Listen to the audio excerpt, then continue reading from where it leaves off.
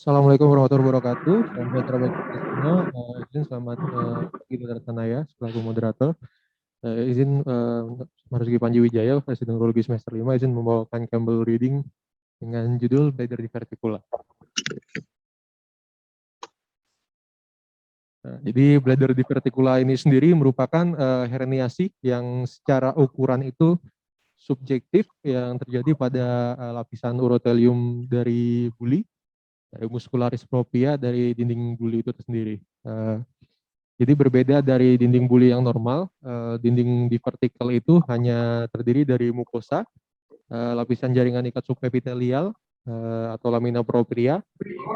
Kadang masih ada sedikit serat-serat otot yang tidak terlalu berfungsi dan lapisan adventitia. Ini adalah gambaran anterior dan posterior yang dari divertikal yang ditampilkan di Campbell. Yang jadi masalah dari divertikal ini adalah fungsi pengosongan yang sangat terganggu, apalagi pada saat miksturisi, sehingga didapatkan residual urin yang akhirnya berujung pada gejala-gejala seperti UTI. Namun sering juga bladder divertikal ini diketahui secara insidental dari saat kita melakukan evaluasi keluhan LUTS pada pasien, misalnya pada pasien BPH. Nah, tampakan klinis luar, misalnya nanti pada saat kita melakukan tindakan operasi, terkadang masih didapatkan adanya kapsula fibrosa atau sedikit gambaran smooth muscle bundle yang memang tidak terlalu berfungsi pada dinding divertikal. Ini tampakan. Next. Dari klasifikasi patofisiologi dan karakteristiknya, sekitar 90% dari diverticular bladder ini terjadi pada usia dewasa dengan rasio antara laki-laki dan perempuan lebih banyak pada laki-laki sebanyak 9:1. Ada juga variasi divertikula yang didapatkan atau kongenital, itu biasanya pada anak-anak dengan insidensi atau saat terdiagnosis kurang dari 10 tahun. Biasanya soliter, tetap lebih banyak pada laki-laki dan berlokasi pada dinding bladder di posterior dan lateral dari orifisium ureter. Dan biasanya disertai dengan vesicoureteral reflux pada ureter ipsilateralnya. Nah, biasanya juga disertai dengan kelemahan dari detrusal muscle pada UVG. Nah, biasanya pada anak-anak untuk divertical yang kongenital ini diketahui dengan gejala-gejala dari UTI seperti adanya demam-demam terus-menerus. Nah, lalu kemudian bisa juga dengan gejala enuresis, pasien dengan pyelonefritis, dengan retensi akut, dan dengan batu buli. Pada pemeriksaan sistoskopi, biasanya membedakan antara bladder divertical kongenital ini. Pada divertikal yang kongenital biasanya tidak didapatkan adanya trabekulasi yang signifikan dari dinding-dinding buli di sekitarnya. Kemudian juga ini merupakan salah satu biasanya diikuti oleh sindroma lain, jadi memang diikuti dengan kelainan kongenital lain yang biasanya bagian dari seperti Menkes syndrome, Williams syndrome, Ehlers-Danlos syndrome, dan fetal alcohol syndrome. Sedangkan kalau untuk yang divertical acquired atau secondary, ini yang terjadi pada dewasa, biasanya terjadi pada setting pada pasien dengan concomitant bladder outlet obstruction. Atau bisa juga adanya struktur uretra, atau di mana terdiagnosis utamanya pada usia sekitar 60 tahun. Yang kita ketahui juga ini merupakan angka usia pasien-pasien dengan BPH. Sering terjadi juga lebih sering pada laki-laki. Bladder outlet obstruction, bladder neck obstruksi, dan struktur uretra merupakan risk factor yang paling sering, di mana sekitar 70% dari bladder diverticula ini berkaitan atau diasosiasikan dengan kejadian BPH. Sama seperti bladder diverticula pada anak-anak, biasanya didapatkan sindrom gejala-gejala seperti UTI, lalu yang paling sering juga adanya rasa tidak lampias saat berkemih, lalu kemudian adanya lower abdominal fullness pada kasus-kasus divertikula yang sudah cukup besar. Jika dilakukan pemeriksaan sistoskopik, didapatkan trabekulasi yang cukup signifikan pada dinding buli yang menandakan adanya obstruksi pada saluran kemih di bawahnya. Bladder diverticular yang acquired juga sering didapatkan secara insidental saat kita melakukan pemeriksaan endoskopik atau radiografi pada beberapa kasus seperti kasus-kasus BPH.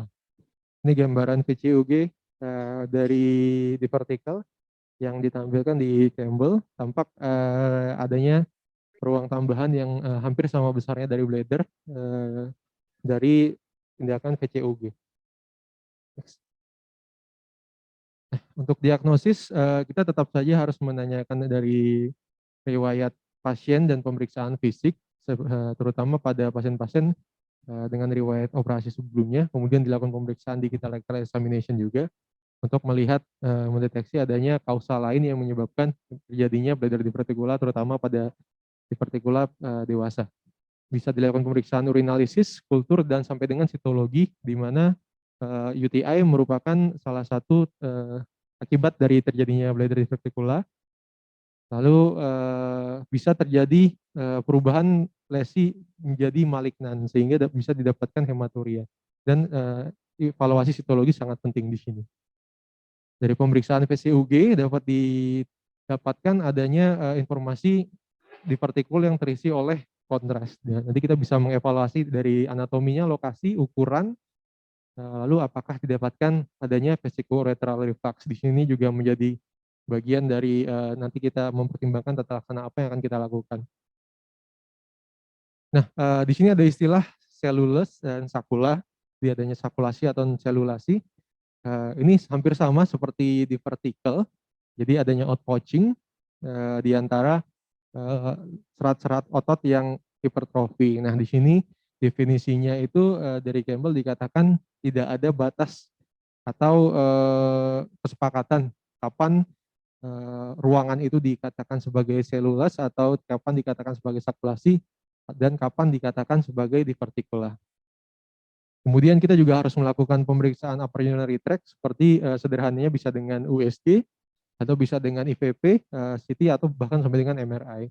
Di mana kita melihat tadi apakah adanya hidronefrosis terutama dari upper urinary tract. Nah, kejadiannya sekitar 7% pada dewasa dan sampai dengan sekitar 30% pada anak-anak atau congenital diverticular.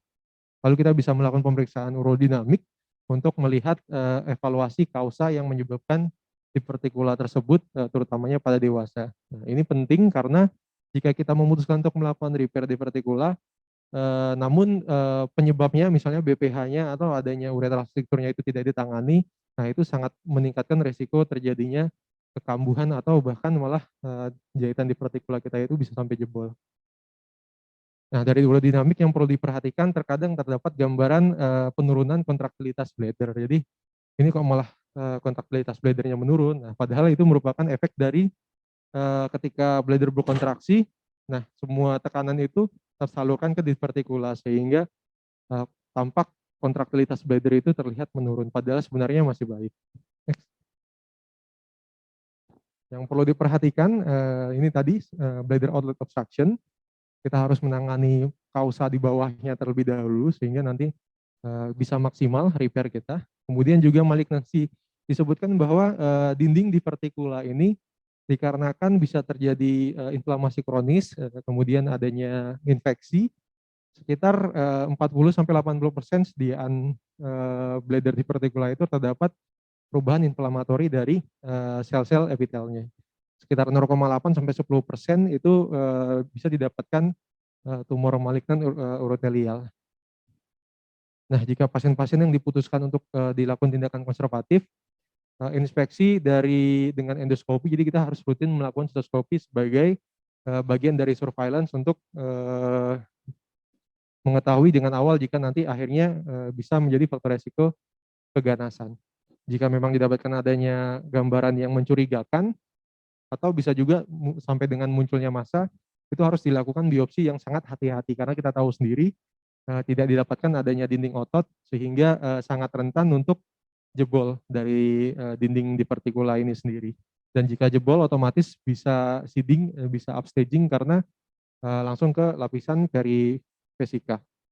Kemudian kita juga harus mengevaluasi tadi silateral vesicoureteral reflux dan seringnya juga karena ada stasis urin terjadi batu pada di vertikal. Next. Nah, ini pilihan terapi yang bisa kita pilih dan prinsip terapinya. Jadi, karena sangat penting diulangi lagi bahwa jika memang di vertikal itu disebabkan oleh kausa sekunder seperti adanya bladder outlet obstruction, kita harus melakukan tata laksana definitif untuk bladder outlet obstruction-nya itu. Sebelum divertikulektomi atau bisa berbarengan dengan divertikulektomi. Nah, keuntungan jika kita melakukan misalnya tur prostat sebelum divertikulektomi, kita bisa melakukan reassessment evaluasi kemudian terhadap divertikulanya, apakah simptomnya membaik atau bladder emptying-nya membaik sehingga bisa dilakukan tata laksana konservatif saja untuk divertikulanya. Namun masih ada tempat juga untuk kita melakukan misalnya open prostatektomi dan sekalian untuk repair divertikulanya secara bersamaan, itu masih ada tempat juga dikatakan di Campbell. Indikasi dari tata laksana surgical treatment itu sebagai bentuk tata laksana LUTS terkait divertikulanya yang memang tidak membaik dengan pengobatan, UTI kronik, adanya batu dari divertikula, lalu adanya perubahan lesi premalignan atau adanya kecurigaan terhadap karsinoma, lalu juga adanya penurunan fungsi ginjal akibat obstruksi atau reflux yang berkaitan dengan divertikulanya. Untuk tata laksana non-surgical, ada tempat untuk pasien dengan gejala minimal atau bahkan tidak ada gejala dan tidak ada faktor-faktor yang mempersulit seperti adanya batu atau adanya massa. Nah, itu bisa kita pilihkan untuk tata laksana observasi dan surveillance. Lalu pasien-pasien kongenital divertikula yang biasanya pada anak-anak dan biasanya juga diikuti oleh gangguan kongenital lain di mana kita merasa akan sangat sulit bagi anak tersebut untuk mendapatkan stres operasi sehingga malah akan lebih jelek jika memang dilakukan tindakan surgery. Nah, itu bisa kita lakukan tindakan non-surgical management. Lalu jika memang diputuskan untuk tindakan non-surgical, kita harus mengedukasi pasien lagi terkait tadi resiko terjadinya malignansi, lalu adanya red flag atau indikasi yang akhirnya oke, kita nggak bisa lagi melakukan non-surgical seperti LUTS yang meningkat, lalu sampai dengan hematuria dan UTI yang terus-menerus. Untuk waktu surveillance-nya dari Campbell tidak menyebutkan secara detail, namun tetap harus dilakukan rutin. Next. Untuk tata laksana surgical sendiri masih dapat dilakukan tata laksana endoskopik di mana ini bisa dilakukan pada laki-laki tua misalnya atau memang yang sudah dianggap tidak bisa mentolerir stres operasi jika dilakukan open repair dari divertical tadi. Nah, biasanya bisa kita lakukan transuretral section of the diverticular neck. Jadi diverticular neck-nya itu bisa dilakukan seperti insisi, seperti pada tweet, diharapkan agak sedikit melebar sehingga fungsi untuk sisa sasis urin itu menjadi minimal dan gejala-gejala pada pasien itu bisa membaik. Nah, biasanya ini dilakukan bersamaan pada pasien yang dilakukan tur prostat. Lalu pilihan yang definitifnya adalah open operative excision, ini bisa dilakukan secara open surgery, laparoskopik atau pada center-center yang memang sudah besar di luar negeri bisa dengan robotic approach. Nah, ini sekali lagi bisa dilakukan bersamaan dengan kausa dari bladder outlet obstruction-nya. Misalnya jika memang didapatkan BPH, bisa dilakukan open prostatectomy sekaligus dengan repair dari divertical secara operasi terbuka. Nah, ini algoritma utama dari prinsip penanganan dan evaluasi dari bladder diverticula. Nah, di kolom pertama jika memang kita menemukan pasien dengan bladder divertical, kita melakukan evaluasi VCUG, sistoskopi dan sitologi urin. Jika memang didapatkan adanya kecurigaan sitologi yang mengarah ke keganasan dari pemeriksaan sistoskopi maupun sitologi, kita bisa melakukan biopsi secara hati-hati. Jika memang didapatkan kanker, nah itu kita sudah memasuki algoritma penanganan kanker, misalnya urothelial cancer. Namun jika tidak didapatkan adanya lesi malignan, kita bisa melakukan pemeriksaan upper urinary tract seperti USG atau IVP atau CT scan, apakah terdapat hidronefrosis. Next. Nah, ini sambungan dari algoritma tadi. Jika tidak didapatkan adanya hidronefrosis, nah kita bisa mengevaluasi dari gejala-gejala pada pasien. Jika memang asimptomatik, kita bisa melakukan surveillance saja dan kita melakukan edukasi terkait resiko dan gejala-gejala yang harus diawasi. Nah, jika memang terdapat simptomatik, kita bisa melakukan urodinamik. Jika memang hasilnya abnormal,